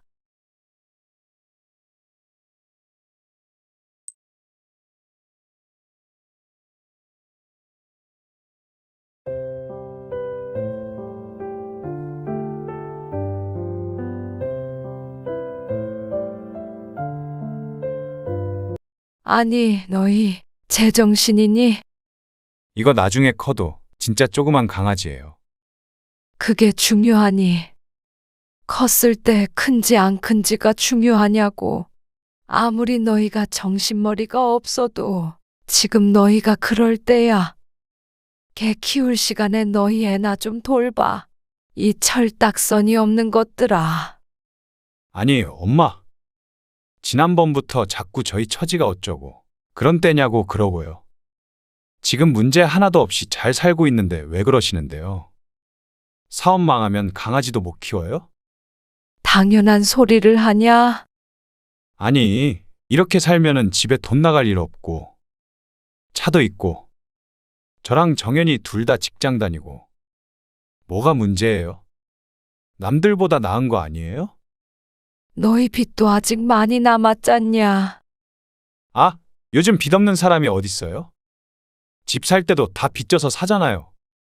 그거랑 같냐? 너희는 엄마 1, 2년 사이에 폭삭 늙은 건 안 보이니? 집에만 계시면서 애 보고 집안일만 하시면서 뭐가 그렇게 힘들다고 그러세요? 오늘 이야기 속 주인공은 70세 강숙희 씨입니다. 그리고 그녀의 아들 39세 안현수의 가족에 관한 이야기입니다. 그 가족에는 강아지 2마리도 포함이 되고 말이죠. 동물은 좋아하지 않지만 딱한 아들네의 사정에 딸린 식구들 모두 포용하여 받아주었던 것이 잘못된 결정이었습니다. 아들이 힘들 때 비빌 수 있는 언덕이 되어주고 싶었지만 자식은 그저 이때다 싶었던 것 같았습니다. 강 씨의 상황과 사정은 전혀 고려하지 않았던 아들의 제안을 처음부터 거절했어야 했습니다. 자식을 사랑하는 마음에 그러지 못했던 게 후회스러울 뿐이었습니다. 강 씨는 아들이 결혼할 때 전세자금을 보탰습니다. 서울의 아파트 한 채 덜컥 해줄 능력은 되지 않았고 그래도 깔끔한 신혼집 전세로 갈 돈 정도 능력이 닿는 만큼 최대한 도와주었습니다. 강 씨의 집은 자가이긴 하지만 20평 오래된 빌라라 아들의 신축 아파트 전세만도 못했습니다. 그런데 그렇게 잘 살면서 집도 사고 그랬으면 참 좋았을 텐데 저 회사 그만두려고요. 결혼한 지 얼마 되지 않아서 아들은 회사를 그만두겠다고 알려왔습니다. 뭐? 갑자기 회사는 왜? 강 씨가 무척 당황해서 캐물었습니다. 정연이랑 뭐 좀 해보려고요. 며느리와 사업을 하겠다는 아들. 무슨 사업을 한다고 그래? 지금 각자 돈 잘 벌고 있잖아. 그거 벌어서 언제 애기 키우고 집도 사고 그래요. 아껴서 살면 되지. 사업하면 위험한 거 아니니? 아들은 강 씨의 말에도 이미 마음을 굳힌 듯 했습니다. 정연이가 미용 관련 일을 오래 했으니까요. 미용샵 같은 거 차리면 잘 될 거예요. 주변에도 비슷한 거 하는 친구들 다 돈 엄청 벌었대요. 며느리가 그런 일을 한다는 것은 알고 있었지만 내 가게를 차리는 것은 또 다른 일이었기에 걱정이 될 수밖에 없었습니다. 하지만 저들이 한다는데 말릴 재주는 없었습니다. 그러면 돈은? 일단 전세자금 빼고요. 대출 좀 알아보고 있어요. 전세자금, 대출. 강 씨에게는 굉장히 무거운 의미로 다가오는 단어들이었습니다. 하지만 아들의 입을 거치자 깃털처럼 가볍게 느껴졌죠. 그럼 일이 잘못되면 빚쟁이 되는 거잖니. 아들은 강 씨의 이런 염려가 이해가 안 되는 듯 했습니다. 잘 안 될 수가 없어요. 다들 직장 다니는 것보다 훨씬 돈 많이 벌고 잘 살아요. 그러면 너는 왜 직장을 그만두는데? 정연이만 하면 되잖아. 혼자서 어떻게 해요? 그렇게 주먹구구식으로 안 할 거예요. 사람도 쓰고 해야 되는데. 아무튼 제가 전반적인 관리할 거예요.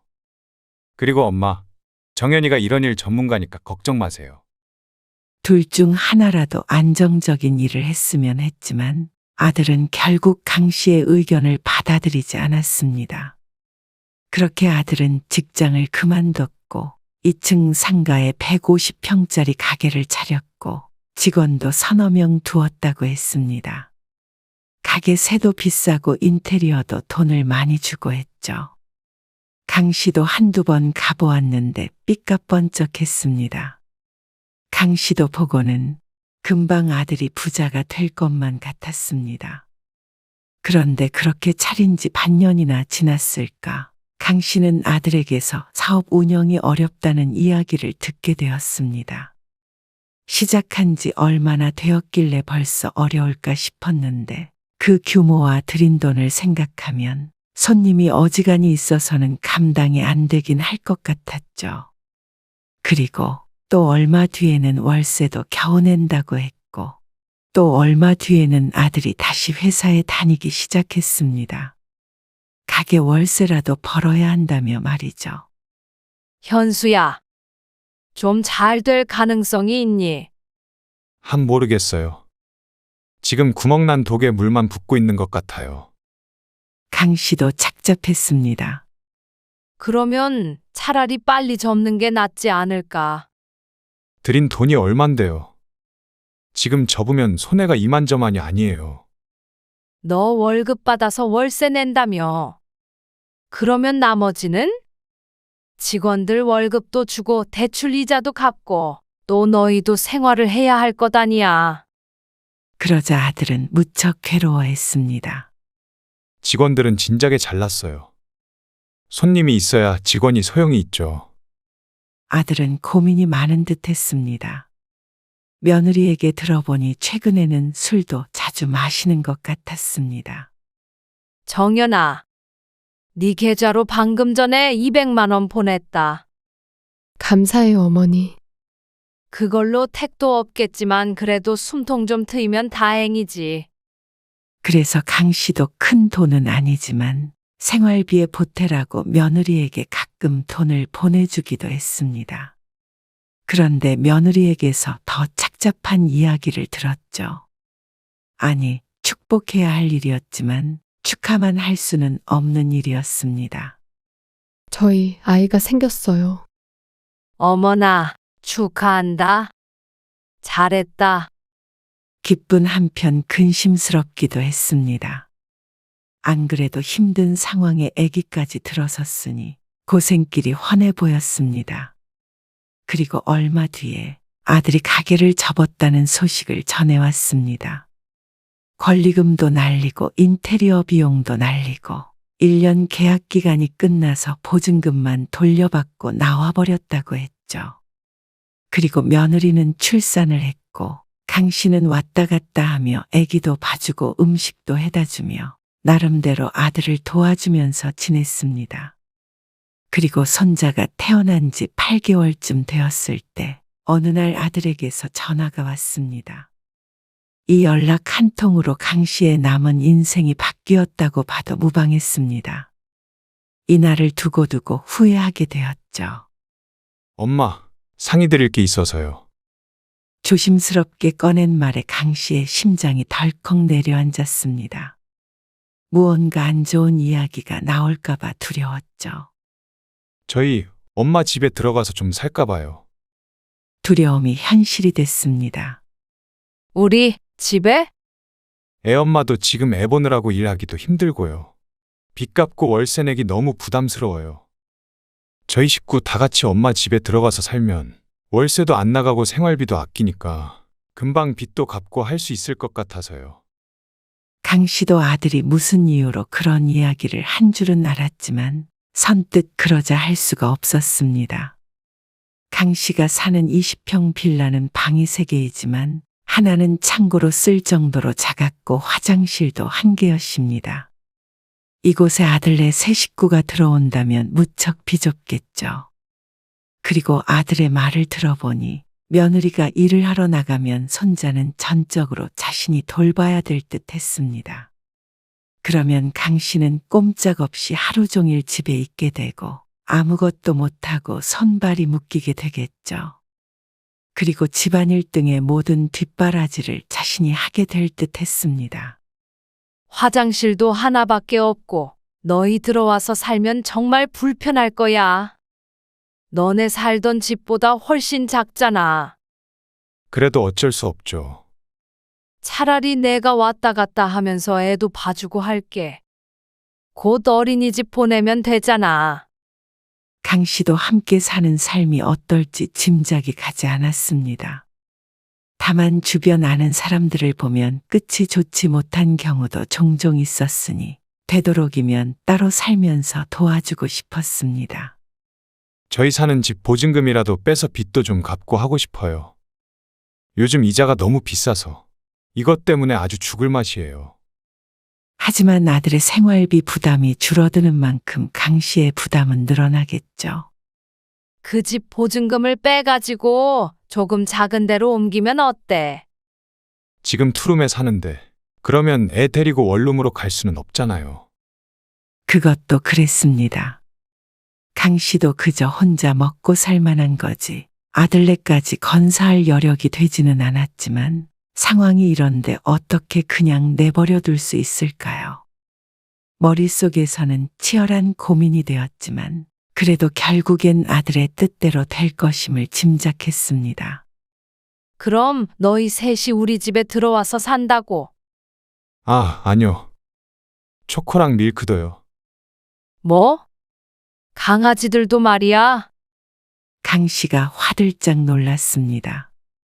애기 봐주러 집도 드나들고 했으니 강아지를 키운다는 건 알고 있었지만 그 강아지들도 몽땅 데리고 강신의 집으로 들어오려고 할 줄은 몰랐습니다. 아니, 그러면 키우던 강아지들을 놓고 가요? 아들은 황당하다는 듯이 물었습니다. 한 마리도 아니고 2마리잖아. 아니, 어디다 두고 오지는 못하니. 아, 엄마. 초코랑 밀크도 저희 가족이에요. 강 씨는 깊은 숨을 내쉬었습니다. 강 씨도 말은 그렇게 했지만 비록 강아지를 좋아하지는 않아도 기르던 생명을 어디다 두고 오라고 할 수도 없었습니다.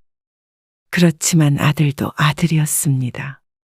그렇게 상황이 어렵다면서 강아지를 2마리나 키우고 있는지 모를 일이었습니다. 그것도 한 마리는 가장 힘든 작년에 어디서 데리고 왔다고 들었죠. 아들네는 거의 강신의 집으로 밀고 들어오다시피 했습니다. 그렇게 바로 다음 달 강신은 아들네 가족과 또 강아지들과 동고동락하게 되었죠. 아들과 며느리는 직장에 나갔고 강신은 손자 주호와 강아지 밀크 그리고 초코와 함께 집에 남게 되었습니다. 아이고, 안 돼. 주호야, 강씨는 서둘러 손자를 안아 올렸습니다. 아이가 강아지 패드가 깔려 있는 곳으로 기어가고 있어서 강씨가 기겁을 했습니다. 왜 이렇게밖에 두질 못하는지 모르겠지만 아들은 그렇게 훈련을 했다며 강아지 화장실과 손자 주호를 같은 공간에 자유롭게 두었죠. 지난번에 손자가 강아지 소변 위를 지나가서 흠뻑 젖었던 것을 생각하면 지금도 진절이 쳐졌습니다. 어린 손자 밥대 챙기고 재우고 씻기고 하랴. 강아지들 밥 챙기고 똥 치우고 오줌 치우고 하랴. 강씨는 눈코 뜰 새 없이 바빴습니다. 손자는 내 손자니까 힘들어도 참고 돌보겠지만 강아지는 안 그래도 힘든 강씨를 더 힘들게 했습니다. 아이고, 허리야. 쪼그리고 앉아서 강아지 패드를 갈고 있는데 손자가 울어댔습니다. 손자도 오줌을 쌌는지 아고. 이번엔 손자에게 가보기 위해 일어나는데 무릎이 꼭 남의 것인 것 마냥 말을 듣지 않았습니다. 구부정한 자세로 한 걸음 한 걸음 걸었습니다. 젊어서 일을 많이 해서 그런가 관절이 좋지 않았는데 아들네가 들어오고 난 뒤에는 온몸이 파스투성이었습니다. 허리, 등, 어깨, 무릎까지 안 아픈 곳이 없었습니다. 이런 강씨의 마음을 아는지 모르는지 아들은 강씨의 집으로 들어온 뒤로는 살판이 난 듯했습니다. 경제적으로 조금 여유로워지기도 했고 아이를 봐주고 집안일도 해주는 사람이 있으니 아들도 며느리도 훨씬 자유시간이 많아졌죠. 주호는 이제 어린이집 좀 보내야 될 것 같아. 벌써요. 안 그러면 그 전에 내가 돌아가시게 생겼다. 손자가 돌이 좀 지났을 때 집 근처 어린이집에 보냈습니다. 어리기 때문에 긴 시간 있지는 못해도 단 몇 시간만이라도 쉴 시간이 필요했습니다. 아니, 쉬는 게 아니라 집안일 할 시간을 버는 것뿐이지만 그래도 손자와 씨름할 시간이 줄어드니 훨씬 나았습니다. 그런데 그 시간도 온전히 강씨만의 시간이 될 수는 없었습니다. 엄마, 주호 어린이집 가면 할 일도 없으실 텐데. 초코랑 밀크 데리고 산책 좀 나가고 하세요. 뭐? 이제 강아지 산책까지 시켜? A 강아지도 산책하고 엄마도 산책하는 거죠. 겸사겸사. 내가 할 일이 없긴 뭐가 없어. 빨래하고 설거지하고 밥하고 청소하고 하루가 부족해. 너희도 이제 좀 여유 생겼으면 주말이라도 좀 도와. 그러자 아들은 웃으며 말했습니다. 대신 돈 벌어오잖아요. 누가 들으면 돈 벌어다가 다 강씨에게 주는 줄 알 듯했습니다. 최소한의 생활비만 주면서 말이죠. 돈은 너희 좋으라고 버는 거고 퇴근해서도 강아지 똥 한 번 안 치우고 말이야. 강씨도 불만이 없을 수가 없었습니다. 모든 걸 강씨가 도맡아 하니까 아들 며느리는 그게 이미 당연한 게 되어서 집에서는 손 하나 까딱 안 하고 살았습니다. 오죽했으면 애 좀 보라며 아들 며느리를 강씨가 닥달할 정도였습니다. 그런데도 아들은 주말에는 애기 맡기고 며느리만 둘이 외출하는 날도 늘었죠. 아이고, 그래. 숨통 틀 곳도 필요하겠지. 강씨는 되도록이면 아들에게 잔소리하지 않기 위해서 노력했습니다. 이것저것 지적하면 한도 끝도 없겠지만 안 그래도 힘든 결정에서 합가한 아들이 마음에 상처받을까 싶어서였죠. 그렇게 동거 생활이 1년 정도가 되니 아들은 이 상황이 더 이상 힘들지 않은 듯 했습니다. 요즘엔 돈도 전보다 편히 쓰는 것 같았습니다. 돈이야 자기들이 벌어서 자기들이 쓰는 거니까 간섭할 문제는 아니겠지만 최근에는 도를 지나친 듯 보이기도 했습니다. 차를 한 대 더 살까 봐요. 차는 왜? 정연이 출퇴근할 때도 가끔 필요하고 저 없을 때 어디 갈 때도 있으면 좋잖아요. 하지만 강 씨가 봤을 때는 굳이 필요하지 않아 보였습니다. 지하철이나 버스 타고 다니면 되는데 굳이 집에 차가 2대나 필요할 것 같지 않았죠. 손자의 어린이집도 집 바로 근처라 걸어 다녔습니다. 초등학생이나 돼야 차가 1대 더 필요할 수도 있겠지만 적어도 지금 그게 꼭 필요한가는 의문이었죠. 그게 아니라 이번에 새로 나온 차가 있는데 할인을 많이 하길래요. 그거 제가 쓰고 제가 타던 차는 애엄마 주려고 했죠. 듣고 보니 굳이 필요하진 않지만 새 차를 갖고 싶은 듯 했습니다. 한숨이 나왔습니다. 정말 잔소리하고 싶지 않지만 아들의 철없는 말에 한 소리 하지 않을 수가 없었습니다. 그거는 나중에 사도 되잖냐. 아니, 지금 사면 할인을 많이 해준다길래요. 아까운 기회 같아서. 그래도 지금 그럴 때는 아니잖아. 그러자 아들이 발끈했습니다. 그럴 때가 아니긴요. 앞으로 월세 나갈 일도 없고 생활비도 확 줄었는데 저희도 이제 좀 여유롭게 살면 좋잖아요. 참 아무것도 모르는 소리였습니다. 너희가 주는 생활비로 우리 지금 몇 식구야? 4식구에다가 강아지까지. 그게 다 충당이 되는 줄 아냐? 한 달에 100만 원으로 음식장 보고 생활용품 사고 항상 부족하니 강 씨의 통장에서 돈이 나갔습니다.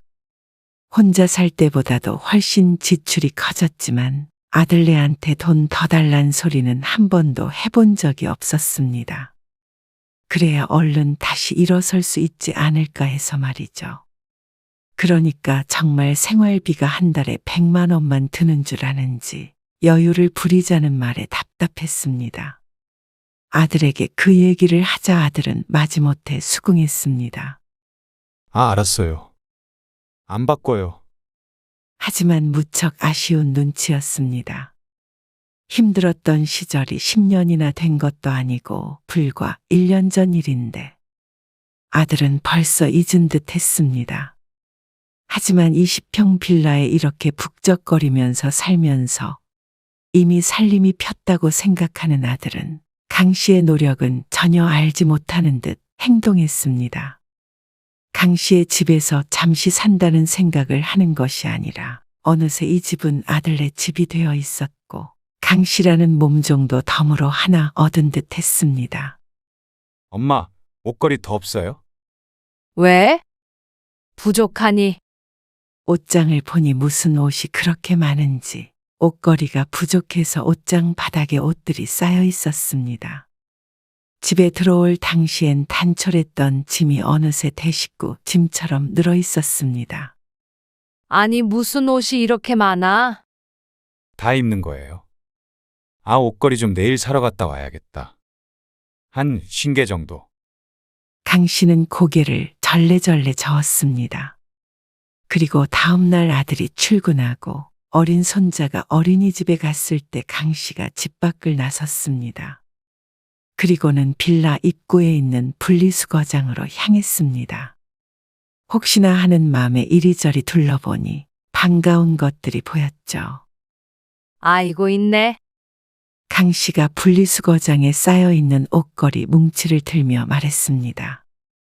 멀쩡한 것들만 골라서 세어보니 얼추 20개 정도는 될 것 같았습니다. 집으로 들고 들어가서 깨끗하게 닦았습니다. 그리고 아들이 퇴근하고 집에 왔을 때 옷걸이를 내밀며 말했죠. 자, 이거 20개 정도 되는데 가져가서 써. 집에 있었어요? 아침에는 없다더니. 아, 요 앞에 누가 멀쩡한 것들을 버려놨더라고. 얼른 가져왔지. 그러자 아들의 미간이 왈칵 구겨졌습니다. 주워왔다고요? 왜? 다 상태가 좋던데. 아니, 상태가 좋고 나쁘고를 떠나서 왜 남이 쓰레기통에 버린 걸 가져와요? 쓰레기통이 아니라 옷걸이 놓는 수거함이 있어서 그냥 거기서 들고 온 거야. 강 씨도 기분이 좋지 않았습니다. 옷만 걸어 놓는데 무슨 상관이야? 어차피 산다며? 아, 그니까 옷걸이가 몇 푼이나 한다고. 그냥 사면 되지. 궁상맞게 그걸 또 주워와요. 뭐? 궁상? 강 씨도 들고 있던 옷걸이들을 다시 내려놓았습니다. 너, 내가 이렇게 궁상맞게 살면서 모아서 전셋집도 해줬던 거야. 그러자 아들은 왜 또 그런 식으로 얘기하냐며 눈치를 보았습니다. 한 푼 두 푼 아끼는 게 뭐가 궁상맞은 거야? 내가 주호 옷을 주워온 것도 아니고 쓰레기 봉투 뒤져서 가지고 온 것도 아니고 깨끗하게 놓여 있는 게 있길래 가져온 거야. 옷걸이 좀 남이 쓰던 거 쓰면 어때? 아, 알았어요. 너 지금 부자 된 거 아니잖아. 저번에 차 산다고 했던 것도 그렇고 말이야. 한 푼이라도 아껴야 될 거 아니니? 알았다고요. 이거 쓰면 되죠? 아들은 바닥에 둔 옷걸이를 들고 방으로 들어가 버렸습니다.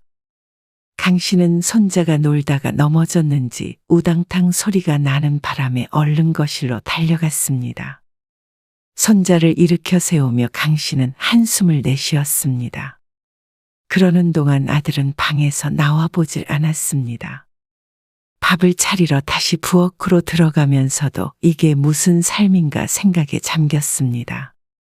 나이 70 넘어서 철없는 아들네 가족 뒷바라지나 하며 살아야 하는 처지가 억울하기도 했습니다. 어머니, 저 왔어요. 야근을 했는지 늦게 퇴근한 며느리가 집에 돌아왔습니다.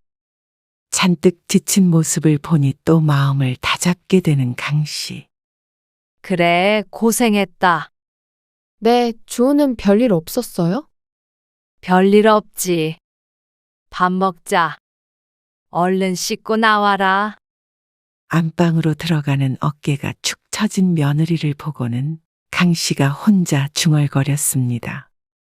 그래, 일하느라 힘든 자식들. 일어설 때까지 조금만 참자.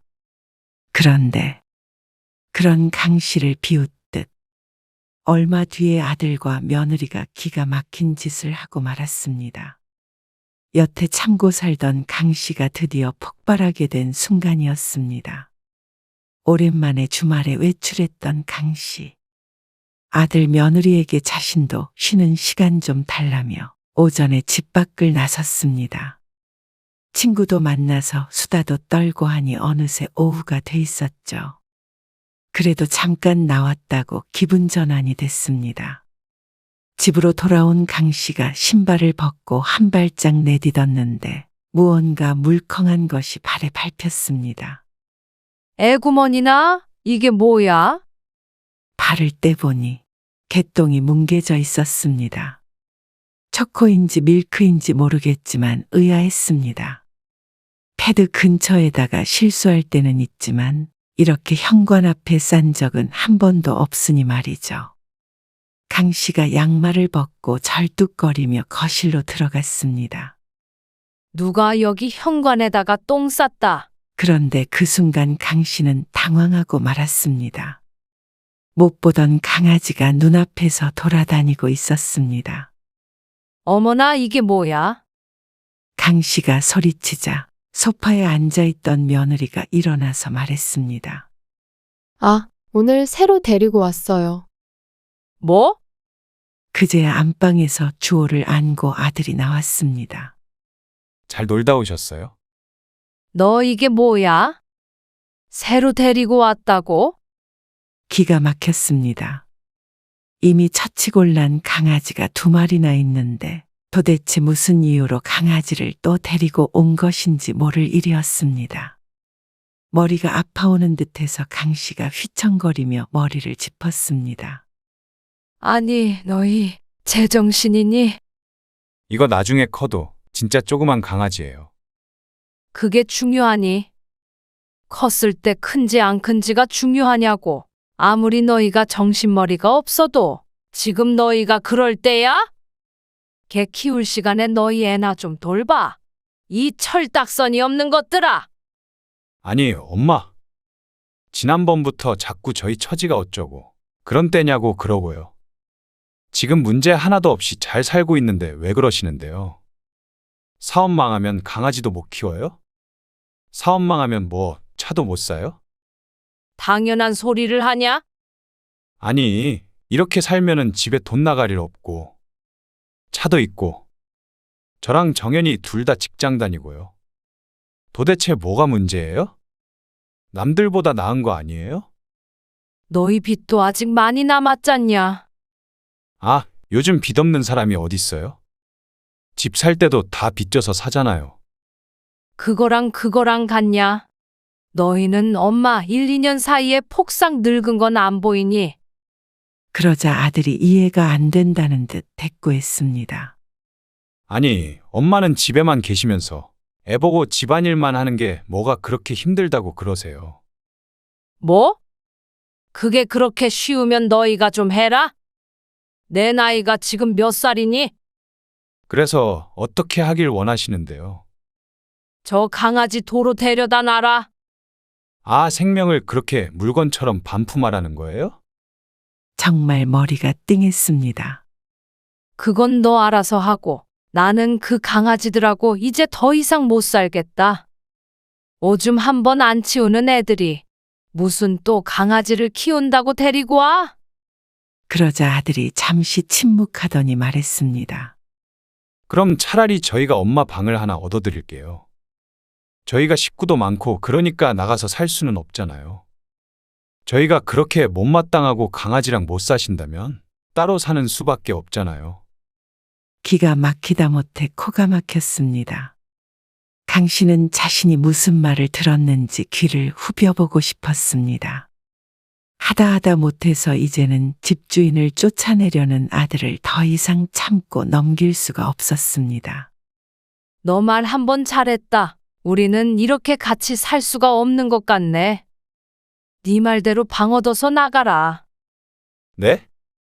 저희를 쫓아내시겠다고요? 그렇게 방을 얻어서 나가라는 것이 쫓아낸다는 의미인 줄 아는 놈이 자신 보고는 방을 얻어주겠다고 선심 쓰는 척 말한 것인지 내 배로 나왔지만 정말 괘씸하고 나쁜 놈이었습니다. 저희가 이 상황에 어떻게 나가요? 말이 되는 소리를 하세요. 어머니 왜 그러세요? 저희가 갈 데가 어디 있다고요? 너네하고 사는 걸 보니까 여유가 넘치는 것 같은데 갈 데가 왜 없니? 차 사려고 했던 돈만 해도 충분히 집 구하고도 남는다. 애도 데리고 어딜 가요? 못 나가요. 너희가 안 나가고 버티면 어쩔 수 없지. 내가 정말 이 집을 팔아버려서라도 너희와는 분가를 해야겠어. 그러자 아들 며느리 눈이 휘둥그레해졌습니다. 그 와중에 새로 데려온 강아지는 거실 한켠에 오줌을 싸고 있었습니다. 처음부터 알아봤어야 했습니다. 저들 힘들다고 부모 사정은 전혀 묻지도 않고 밀고 들어온 것들이 강씨 생각을 할 리가 없었습니다. 그리고 돈 아까운 줄 모르고 이렇게 살다가는 언젠간 이 집마저도 홀랑 날려먹을 것 같았습니다. 아들은 상황을 헤쳐나가려는 생각은 별로 없고 공짜로 집이 생겼다는 것에 심취해 있는 듯 했습니다. 이래서는 아들에게도 강 씨에게도 좋을 게 하나도 없는 것 같았습니다. 너희 따로 살면서 강아지를 키우든 차를 바꾸든 알아서 해. 다 뒷바라지 해주는 사람이 있으니까 그러는 것 같은데 너희들끼리 살면서 얼마나 힘든 일인지 알아야 그런 생각을 못하겠지. 안 나가겠다고 그러면 집 비밀번호도 바꿀 거고 너희 회사 갔을 때 강아지들도 전부 다른 데 줘버릴 거야. 그러니까 알아서 나가줘라.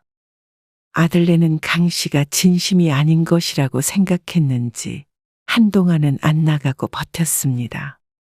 그러다가 강 씨가 정말 부동산 직원을 집으로 데리고 오자 현실을 깨달은 듯 했습니다. 그때부터는 난리가 났습니다. 싸우기도 하고 매달리기도 하며 강 씨의 마음을 돌리기 위해서 노력했습니다. 하지만 강 씨도 2번 실수는 하고 싶지 않았습니다. 너희 지금 니네 발로 나가면 월세집 구할 보증금은 조금 보태줄게. 근데 안 나가면 그때 말했던 것처럼 너희 짐 다 빼버리고 집 팔아버리고 사라져버릴 테니까. 보증금이라도 조금 받으려면 잘 생각하는 게 좋을 거야. 그러자 1달쯤 뒤에 아들네 가족은 강신의 집에서 방을 뺐습니다. 나가면서도 원망 어린 말을 내뱉었지만 강 씨도 그게 아들을 위해서도 잘한 결정이라고 굳게 믿었습니다. 한 가정을 책임져야 할 가장이 저렇게 대책 없이 살도록 내버려 둘 수가 없었습니다. 당장은 조금 고생할 수도 있겠지만 그게 인생에 있어서 피가 되고 살이 될 것이었습니다. 어차피 아들은 아이도 어린이집에 보내니 맞벌이 하면서도 충분히 살 수 있었습니다. 정신 차리고 살면 오히려 나가 사는 게 씀씀이를 줄이는 길이고 그래야 빚도 천천히 갚을 수 있겠죠. 또 지지고 볶으며 살아봐야 아들 며느리의 정신이 똑바로 돌아올 듯 했습니다. 그리고 아들도 아들이지만 자신도 노후를 생각하자면 내 살 길은 스스로 찾아야 했습니다.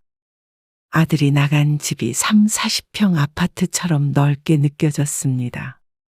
마음이 편한 것은 아니었지만 이것도 곧 적응이 될 것입니다. 아들네 내보내는데 보증금 줄 돈은 조금 썼어도 원래의 생활로 돌아온 지금이 무척이나 값지게 느껴졌습니다.